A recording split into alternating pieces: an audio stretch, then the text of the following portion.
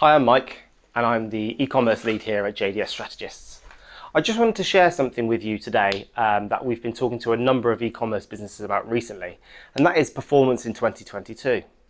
Now, the media has been talking a lot recently about a lot of headwinds that are potentially affecting businesses, things like inflation and wages not keeping up with inflation and consumer spending, and how that may be impacting market demand for businesses and particularly e-commerce.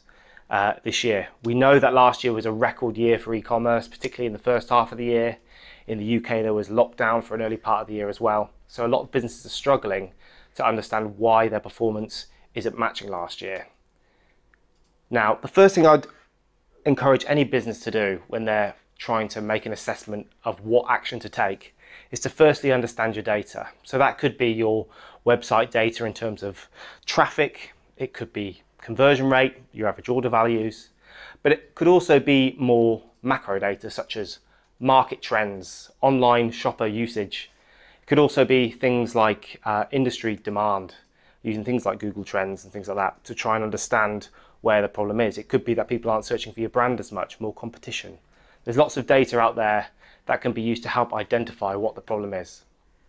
Now, once you understand your problem, you can begin to take sort of strategic actions in the short term in order to try and combat the new challenges that you face.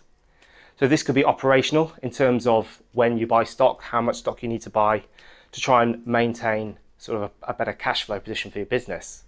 But it could also be digital marketing focused or broader marketing focused. So we know that acquisition costs in the start of this year are a lot higher than they have been, up to 20%, 25% higher in some circumstances, particularly across the platforms where there is a lot of competition, such as Facebook and Google.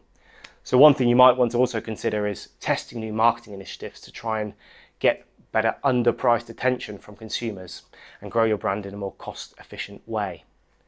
So that's it. That's all I wanted to share for today. So just make sure you understand your data and think about your data and understand the position of where you are in the market and how your brand is doing before you go and take any rash decisions. And that's everything from me.